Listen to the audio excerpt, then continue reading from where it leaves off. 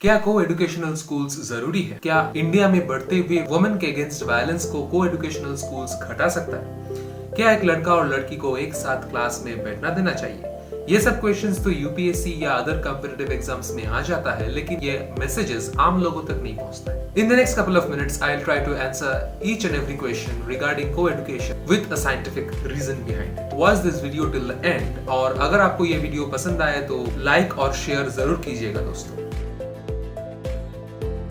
तो क्या है ये को-एजुकेशन? को-एजुकेशन वो सिस्टम है जहां हर एक जेंडर को एक साथ शिक्षा यानी एजुकेशन प्रदान की जाती है। इनफैक्ट को-एजुकेशन कोई नया वेस्टर्न इन्फ्लुएंस्ड कल्चर नहीं है, ये एक बहुत ही पुराना प्रैक्टिस है जो कि एंशिएंट ग्रीस में भी प्रेवलेंट था। ग्रीक फिलोसोफर प्लेटो का मानना था को-एजुकेशन से ही एक बच्चे का ऑलराउंड डेवलपमेंट हो सकता है। इवन हमारे एंशिएंट वैदिक सोसाइटी में भी को-एजुकेशन प्रेजेंट था, लेकिन धीरे धीरे सोशल चेंजेस की वजह से को-एजुकेशन तो क्या, लड़कियों को शिक्षा मिलनी ही बंद हो गई। धीरे धीरे गुरुकुल्स बढ़ने लगे और उनमें जाने की परमिशन एक लड़के को ही मिलती थी, और इवन बॉयज एंड गर्ल्स को डिफरेंट चीजें भी सिखाया जाता था। लेकिन during the colonial period, Raja Ram Mohan Roy, who was a social reformer, fought against the system of differential education and succeeded in it. His mission was further carried out by other social reformers.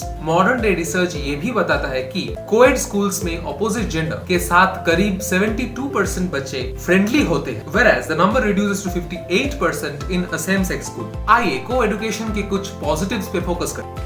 जी हाँ, एक third world country के पास उतना resources नहीं होता है school वो दो school अलग अलग जेंडर के लिए खोल सके, सो को education is the best option there. अब देखिए, ऐसा तो कभी नहीं होगा कि एक दुनिया में सिर्फ गर्ल्स या सिर्फ बॉयज ही रहेंगे, तो coeducation schools helps for the better future life. Both boys and girls are treated equally in a coeducational school, लेकिन आप ये कह सकते हैं कि मेरे बच्चे यानी कि एक लड़के को तो ज्यादा पनिशमेंट्स दी जाती है, लेकिन ये होता है क्योंकि लड़के थोड़ा ज्यादा ढीठ होते हैं। maybe boys behave in a more decent way and girls overcome their shyness and become more confident in such an educational institute. ये बात भी majority of the cases में सही है, exceptions तो हर एक जगह पे होता है। Co-education is a first step towards future. It teaches empathy, teamwork, compassion and mingling with each other so that in future they live a successful life with each other.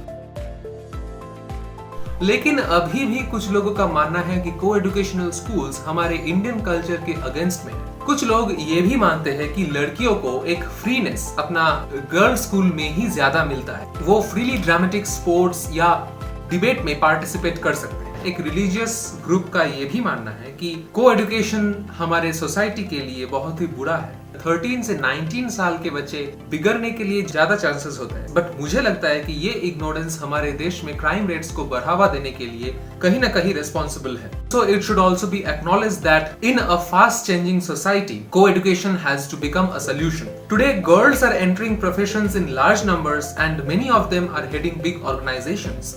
Co-education will help young boys and girls to mix freely with each other and understand one another better.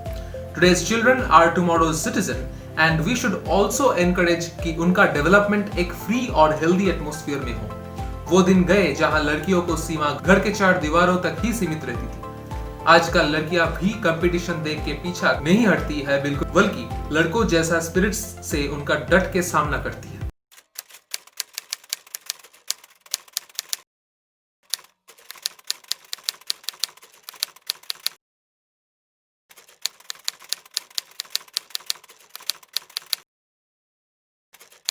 आपका मन में एक सवाल आ सकता है कि मैं ये ऑफ टॉपिक वीडियो क्यों बनाया, क्योंकि मैं जब को एजुकेशन के बारे में इंटरनेट पे सर्च किया तो मुझे दिखा कि बहुत सारा मिस इन्फॉर्मेशन ऑलरेडी स्प्रेड है, और मेरा ये फर्ज बनता है कि आप तक ये सही इन्फॉर्मेशन पहुंचाए। और अगर आपको ये वीडियो पसंद आया है तो इस वीडियो को शेयर कीजिए, क्योंकि कुछ ना कुछ करने से ही बहुत कुछ होता है। और चैनल को सब्सक्राइब कीजिए ढेर सारा वीडियोस देखने के लिए, और मेरा कोविड प्लेलिस्ट को भी चेकआउट कीजिए।